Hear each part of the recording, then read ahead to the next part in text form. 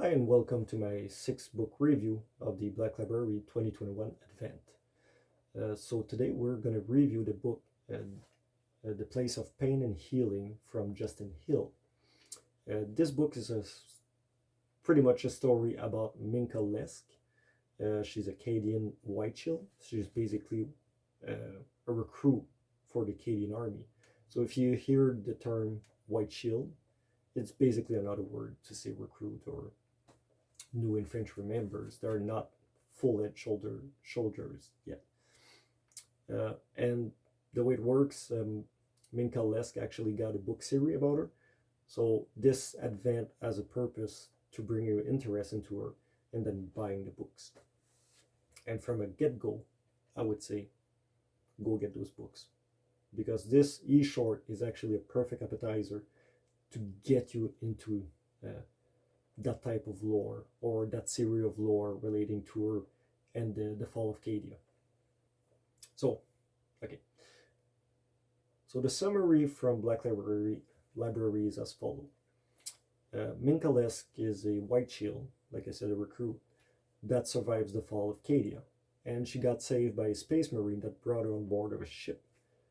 And from there, she tried to cope with the fall of Cadia and heal. That's it. That's the end of the summary. Short and simple as that. I do not agree with this summary. I do not feel that it represents well the book. So here is my summary. This is the story of Minka Lesk, a whiteshield. That's pretty simple. But we see glimpses of her life from the past through some dream sequences from present and future moments that will happen. But her interaction with the Space Marine is not that much present in this book. It's barely present. So basically this whole short story is focused on her past, on her battle at the fall of Cadia, and how she survived. That's pretty much what it is. And that's the end of my summary. So Justin Hill did a beautiful job here, because what he did compared to other books, instead of having a full 18 pages straight, he got 18 pages divided into smaller chapters. So when you read the first chapter, maybe a dream sequence, it may be a souvenir from the past or memory, or it's something present. It can get confusing. So let's say if somebody is not used to that type of writing, you're going to be confused. You're not going to be sure what's the dream, what is not. If you're used to it, it's going to be easy for you to read and you'll enjoy every bit of it. I enjoyed it, but I'm really conscious that other people may not love that. So my score kind of plays around because of that little fact. What makes it so great for me actually may make it lose a few points for somebody else.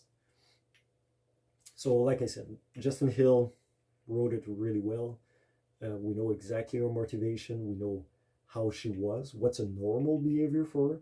We know exactly what's an abnormal behavior for her. So we know exactly who she is, what's her motivation, and where she's going, and how she needs to heal from there after the fall of Cadia. So for me, that was really a wonderful book because it did exactly what I expect an Advent to do for an eshort. If I pay a lot of money for a short story, I want it to bring me as much lore as possible within the realm of Minka Lesk, grasp me, and make me want more, to know more about her future and to know more about what happened in the past. And this book does exactly that job. Because of those flashbacks from the past and because we know where she is now, we really want to see the whole thing. Then pretty sure everybody will want to buy the first books and see her evolve on Cadia and up to what happened after Cadia.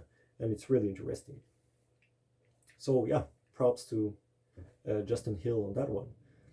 So I give it personally an 8.5 out of 10. Great writing, well written. A bit confusing even for me from those small chapters, but it's something that I'm used to, so it was pretty easy. I just got, when you're reading and you got a pace, and all of a sudden I kind of stop and recoil, and I'm like, oh yeah, true, must be a dream sequence, and I kept reading, just because of that little tidbit that was harder to see when was the dream and not, or the memory. I kind of remove a 0.5 out of there. But for somebody that doesn't like that style of writing, I would say a 7 out of 10. It is still a really beautiful book, well written, and we got plenty of lore. We got really flash of how the Cadian are training, how it is to fight the demons on the front on Cadia, how the army works, and what's gonna happen after. So this is really, really well done. So yeah, it's worth buying. In my book, it's worth buying. If you're somebody that's interested into Cadia, if you're interested into Minka Lesk, a female character, actually well written, I would say go for it. And what I mean by a female character well written, I compared this book to the what was it? The last the colony mine of Sierra. That was the Battle Sister short book. Try to remember. The Lone Moon Sierra. Just give me a second. Try to find that somewhere. Must have that somewhere. I can find it. But anyways, so if you read that eshort or saw my review about that eshort, the Moon Mines of Sierra, there was a story about the Battle Sisters. In that story, we don't know what the Battle Sisters are. They don't give you a lot of detail. It's really just an investigation type of book, like a detective style of book, without too much research. The characters are bland. We're just more for the intrigue, and you don't feel that you want to know more about them. It's more the universe they're in, and I didn't connect with it at all.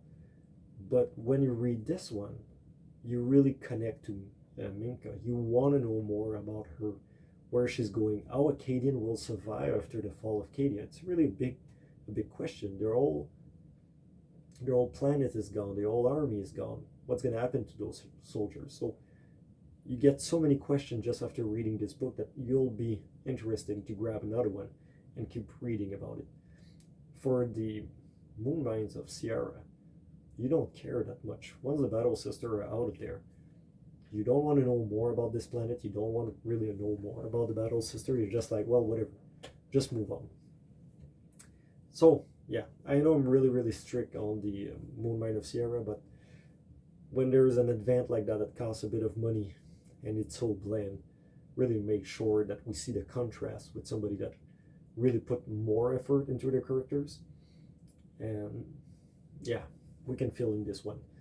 But like I said, if you're not somebody that loves, because this is my big warning, if you don't love chapters that jump from a past sequence, a memory, a dream, and back to the present, you may not enjoy this. Not as much as I did. But anyways, on this, I hope you guys enjoy, and I hope to see you guys around for my next book review. All right, see ya.